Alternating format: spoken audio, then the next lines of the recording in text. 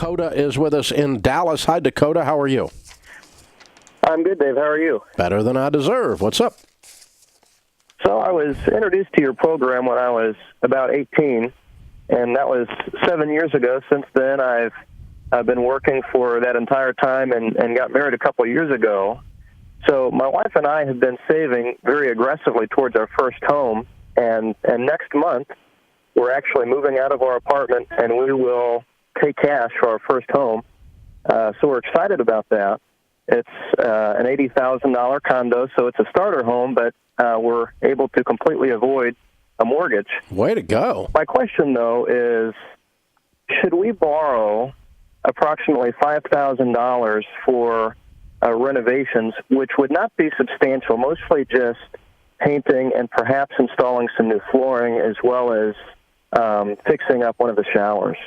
Because basically this check we're about to write is going to bring us pretty close to the danger level on our checking account. We may only have $2,000 or $3,000 after that.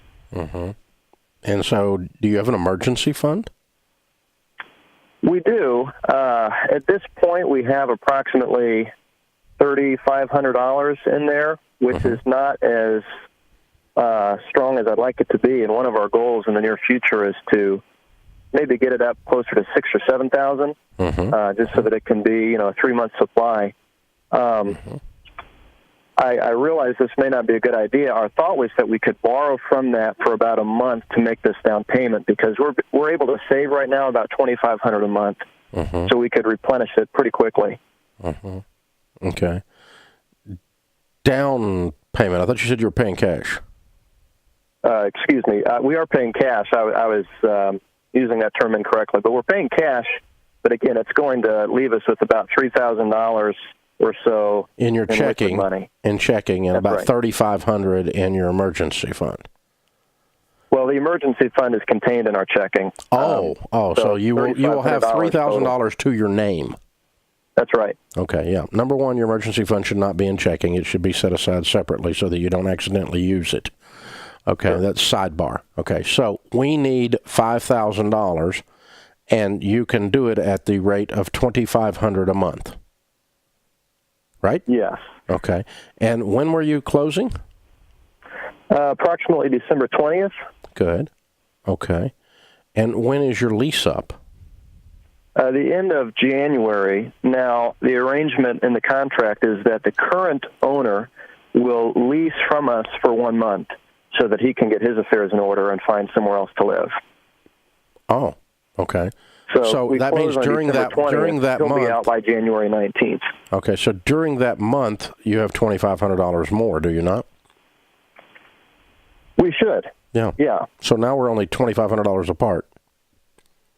Right. And there is a chance that we will choose to live with the paint and live with the current carpet, but we just haven't quite decided whether or not to upgrade those things, and we are aware that it would perhaps be easier to do that before we're actually living there. Oh, absolutely. Definitely be easier to do it. That's why I'm trying to help you. I'm trying to figure it out with you. Have you got anything you can sell? Not really. We've got 2 cars, a 2015 Chevy Cruze and a 2001 Corolla, but those are our work vehicles. Sure. Okay. Excuse me, I said 2001 Corolla, 2011. How much are you putting into retirement right now? We've been doing $350 a month, and we actually have about $25,000 currently in our IRAs. Okay. That actually is another matter of discussion currently, because we had been planning to suspend our retirement savings for about 24 months to totally just to save up towards our first home. That was before this opportunity presented itself to buy the $80,000 condo. So now we're wondering, should we go back to what we were doing and just keep saving $350? Yeah, here's what I would do. I would shut down everything and try to make the goal, temporarily, try to make the goal of getting in here for cash. Here's what I hear listening to you. An 18-year-old guy 7 years ago started a plan that is more genius than 98% of Americans. You're paying cash for an $80,000 condo, at 25 years old. Dude, that makes you such a rock star. And I just can't. I just can't throw. I collectively make 75 a year. So, I cannot sit here emotionally and talk to this rock star guy who's so incredible, and allow him to go into debt. You did it. I mean, so you just got to do it. You got to find a way. You've always found a way. And so we stop retirement. We delay moving in a month. Instead of moving in the middle of January, move in the middle of February. That gives you your $2,500. You're there. Or you delay the repair.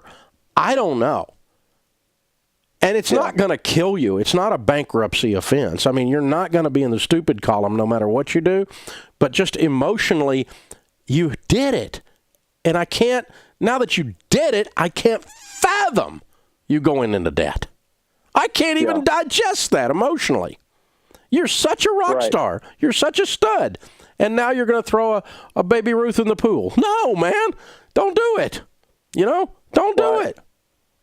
You made it this close. You know what I'm saying? Don't do it. You can do this, man. Well, you've convinced me. I just don't know how exactly, but you're within a gnat's breath. I mean, you're right there. You're right there. And so, I mean, you get 2,500 of the repairs done, and you move in, and you deal with the other 2,500 after you move in, or you delay moving in a month, or something else happens, or I don't know. But you're right there. Don't give up now. You've done something nobody does. You understand that? Nobody pays cash for their first house at 25 years old. Many friends who can relate to our choices. I mean, I think some people are under the impression that we're living on $10 an hour because we live humbly, and they perhaps assume that we don't. And have who cares money what all to these buy broke groceries. people? Who cares what all these broke people think? You're getting ready to pay cash for your first house at 25 years old. That makes you a stud. Touchdown! Now, don't go for two and lose the game. Touchdown! You won! You're too close, man. You did it. I'm so proud of you. Absolutely amazing. The rest of you, stop your whining after that call. Just stop your whining.